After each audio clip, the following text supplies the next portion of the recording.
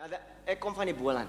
The Boland in June, July can get as cold as the Karoo. And we were dopping lekker one Saturday night when we heard about the do that the rugby club was having at the Kloof Hotel that night. Piesang said, hey, let's vie out there. And we all said, right. So we jolled up to the Kloof, and as soon as we got there, it was Bokbal that said, hey, Piesang, I bet you wouldn't dare.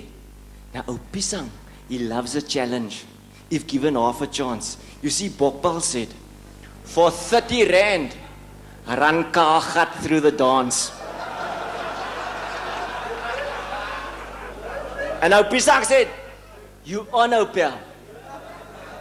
But if you think you're being funny, before I make a move, I want to see the money. So we all clubbed together until we had the 30 rand. And then Piesang stood there shivering with his scanseld in his hand, you know, and he slipped back nog a double. And whoorr, he ran through the dance hall door. But you should have seen the faces of the toppies on the floor. Well, the tannies, they blushed like Proteas. And the oomies' eyes grew wide. But they stood there just like statues until he reached the other side. Man, I tell you, it was worth it just to chip in my 10 rand. To see the whole bloody dorp span turn white like the knuckles on their hand. But it was over in a flash. It didn't take this long. You know, before we could shout, send support! Piesang was gone. And then the whole dorp span, they jumped up like one man. And they charged off down the passage of the Piesang as he ran. And poor Piesang, he panicked because he was kaalgat and running out of breath. And he knew that if those O's caught him, it spelled an early death. So he ducked into the first room and he dived under the bed. But trust Piesang, he chose the suite that they reserve for newlyweds. Yeah. Now every Saturday night, that room is occupied. And when Piesang burst in through the door, the sweethearts nearly died. See, the bride screamed. She grabbed a gown and into the bathroom fled, leaving her poor mannetjie lying stock stiff in the bed.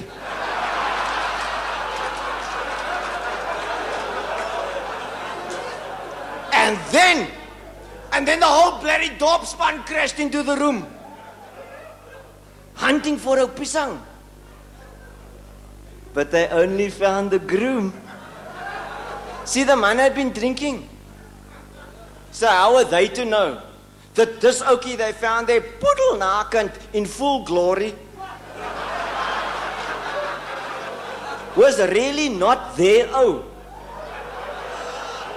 You see, because when Piesang ran past them like a malvol struis, there was nobody in the dorp span who was looking at his face. I mean, we didn't call him Piesang for nothing, you know.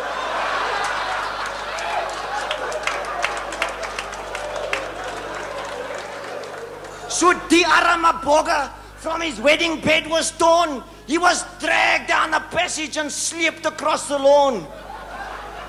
Now remember, it was midwinter up there in the Kloof. There was snow on the highest mountains. There was frost on the hotel roof. And they said, okay, pal, you must want to play the fool. Now let's see you streak across the ice on the swimming pool. You know, and much as he begged and he cried and said, but it wasn't him. It wasn't long before the groom was taking a midnight swim. Then they slipped him back inside, into the hotel bar. And they were just about to dress him with some feathers and some tar, when the hotel manager came running in. You know, I saw his eyeballs pop. He was shouting and waving his arms about, screaming, stop, manna, stop! As julle almal mal. He said, do you know who you have here? This is the bridegroom of the daughter of your local MP, Jaap de Beer. Well, the hooker fainted there and then. And the scrum-off said, ach, sorry. And I looked across at our Witrot and Bokpal. And I could see they were getting worried. So we slipped out of the hotel bar. And we jumped into my bakkie, a Volkswagen noga.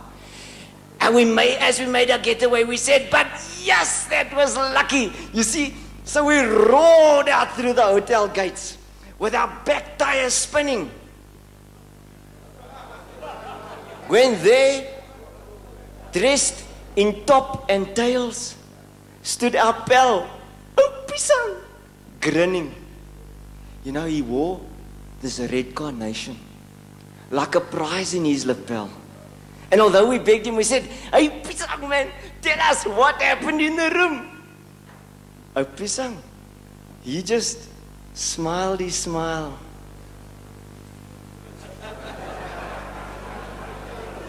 But oh, Piesang wouldn't tell.